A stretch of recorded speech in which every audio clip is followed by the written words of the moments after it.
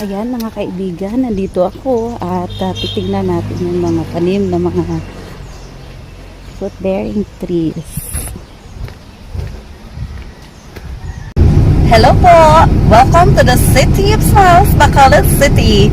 So, nandito tayo ngayon sa syudad at pupunta tayo ng Concepcion, Talisay City upang maghanap ng mga fruit-bearing trees doon. So, mabibili kami ng mga fruit-bearing trees na itatanim doon sa bundok. Dahil napakaganda talaga kapag marami kang mga fruit-bearing trees na matatanim doon sa bundok at pag harvest time na, ma-enjoy mo talaga yung mga pinagpaguran mo, pinaghirapan mo sa pagtatanim. So, tara, samahan nyo kami at tayo'y mamimili ng mga fruit-bearing trees doon. Yan ang daan mga kaibigan, no? Yan ang magandang daan papuntang Concepcion, Talisay City.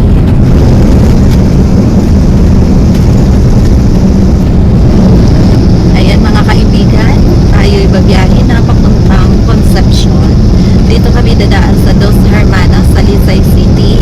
Ito yung dadaanan na marami ka dito dadaanan ng mga barangay-barangay.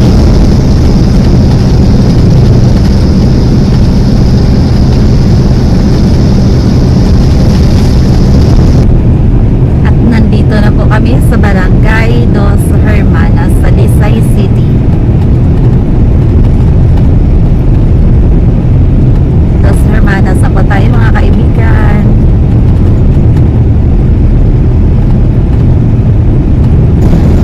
Alam ninyo, naalala ko pa noong panahon ng pandemic na gusto pa ang pagbabike. So kasama ng aking mga kaibigan ay nagbike kami dito.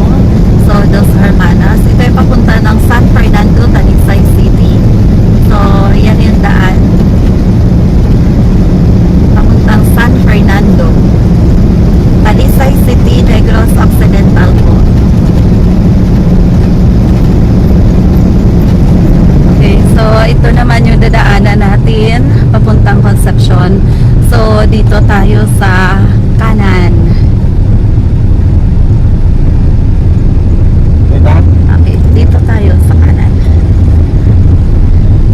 Ayan, yan na ang shortcut papuntang Concepcion, Talisay City. So, ang Concepcion ay kilala sa matatamis na lanzones at mga rambutan. At ayan, nandito na ho tayo. Ito yung pinaka-market area ng Barangay Concepcion. At dito tayo maghahanap.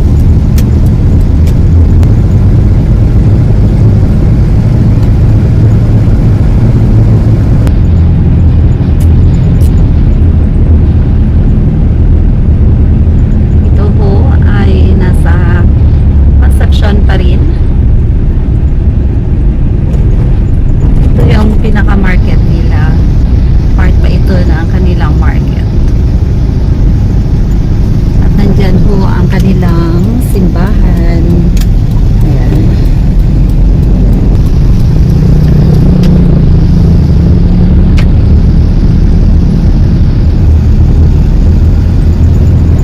Maghahanap po tayo ng mapagtanungan kung saan ba dito banda na merong nagbebenta ng mga fruit bearing trees. At iyan naman ho ang shortcut papuntang Barangay Granada.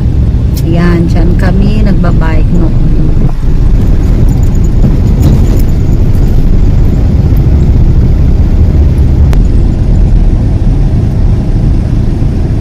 Naghahanap po tayo ngayon ng maaaring pagtanungan kung saan tayo makabibili ng fruit bearing trees dito sa Barangay Concepcion. Ayan na ho mga kaibigan, sa bandang ito ay dito tayo magbabakasakali sa pagtatanong. Baka meron silang binibenta na mga fruit bearing trees. Tingnan ninyo ang dami nilang mga prutas na binibenta. Ito ay nanggaling sa kanila palang mga pananim. So, ayan, nagtatanong ako kung meron silang binibentang fruit bearing trees at talaga, meron pala silang binibenta. At tingnan ninyo dahil sa harapan natin ay puro mga prutas, kaya Heto, bibili tayo ng prutas. Tingnan nyo ang papaya, nasa 40 pesos ang kilo. At ang kanilang mga saging ay 40 pesos din. So, pwede rin nating mabibili ng 30 pesos per kilo. So, ayan. So, bibili ako muna ng mga prutas dahil napakaganda ng kanilang binibenta. So, maraming salamat at natukoy natin kung saan mabibili yung mga fruit-bearing trees dito sa Barangay Concepcion, Talisay City po. Ayan mga kaibigan, nandito ako at titignan natin yung mga tanim na mga fruit-bearing trees.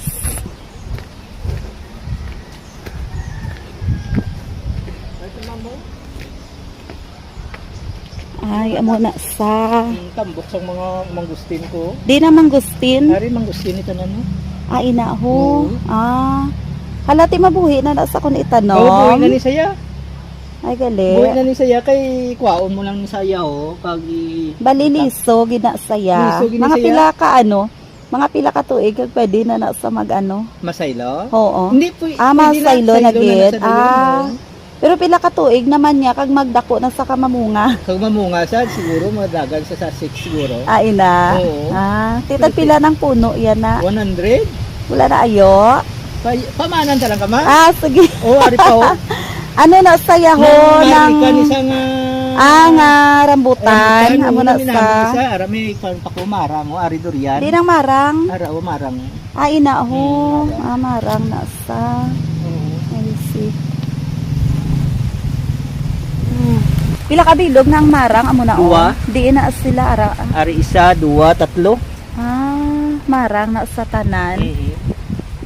Pwede na sa itanom sa initan. Oo, basta hindi bunyagan mo kid. Ara ano na iyaw, ara o. Niya. Oo. Mangustin. Mangustin. Pilian na kasang lagpo, ari. Wala ka na. Ano yung makal mga bro? Dana. Dason, ara atong mangustin. Mangustin. Ara ka tunga o kada dako tulit nga nagka. Matambok. Kada kagapon git pangwaan ko sagbot. Ay, ano buta sang pila ka bilog mangustin ta.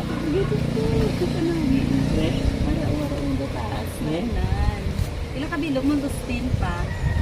5. Wala ka ang iyan ang apagtanuman. Kay ang iya sina nga hindi na siya tag-as ya. Ano bola? Oo, nubulan isa. Wala to. O daw amo ni mamo. Amo lang sa amo na nugbo, siya. tibot silingon. Amo ni abi, Oo. pag amo man ang kwan pwede na. Pwede na Oo. mga dugha. Kaya ang bungay siya malabot mo man ang yamo. Di pila ka bilog mangustin pa 5. 5 lang. Ara ko ay ang dako. Eh, Isa to. Isa to.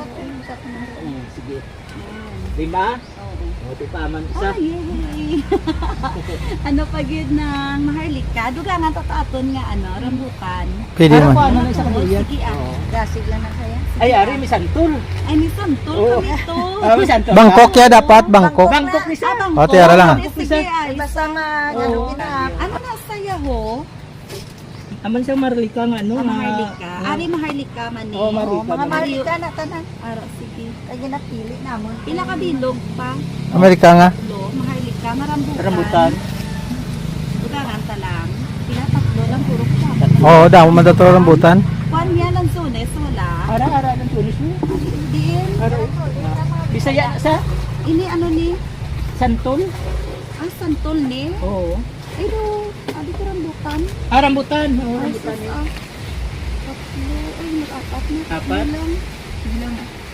Ay, makuan pa rin pa man. Sige. Ay, sige. Dasun din to ang hambal mo.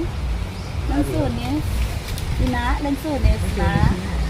Ano na nga klase ko lansones? Bisaya. Bisaya, ginasaya. 5 makabilog Bisaya. Sige, naman. May mga lungkong ko taniwa dyan nabuhi Ang lungkong ko amon, tanong tanan, damo kami to nabuhi ng lungkong. Patay din ako Kung galing lungkong. lang Ay, din sa kabayan. masyadong ka matinir sa bungay, iniyaga na po siya sa ngatatili. Alin kaya ang lungkong mula na hindi magdugay. Ato, sige Sila din pilog. 5 lang ah. Sirado, mabuhi. Aboy na nisa. Ano niya ko? Nagsulit mo parang sunis na. Pero ano ito na isang kawas? Yan. Yan.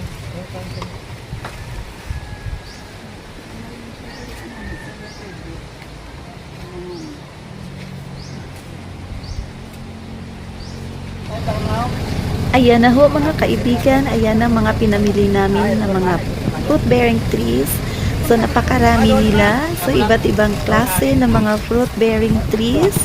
At syempre, mai-enjoy tayo sa pagtatanim niyan sa bukid.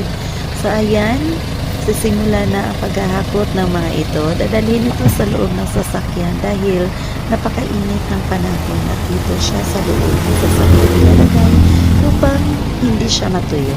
Umalantay yung mga dahon niya. Saya na si Manong, kinakarga na yung mga fruit-bearing trees natin. Ayan, Manong, maraming salamat po sa pag-cater ninyo sa aming mga pangangailangan sa mga tanim na kailangan namin. So, ayan, babalik na ho kami na dala-dala ito mga fruit-bearing trees.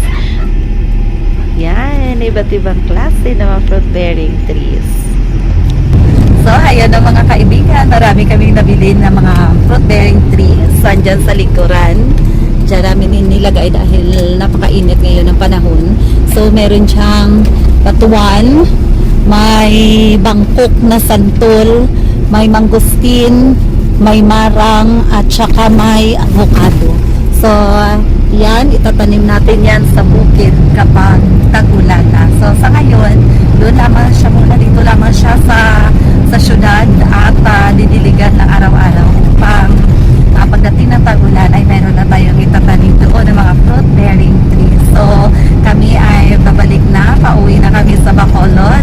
Maraming salamat po, Barangay Concepcion sa pag-cater ng aming pangangailangan. So, ayan mga kaibigan, kami babalik na sa Bacolod City at dito ulit kami dadaan sa San Fernando patungo doon sa Hermanas Salisay, papunta doon sa Circumferential Road hanggang marating namin ang aming bahay. So, thank you very much. Thank you for watching. So, see you again next time. So, abangan na lang ninyo ang aming pagtatanim ng mga fruit-bearing trees sa ito doon sa bukid. So, again, thank you for watching and have a good day, everyone. Bye!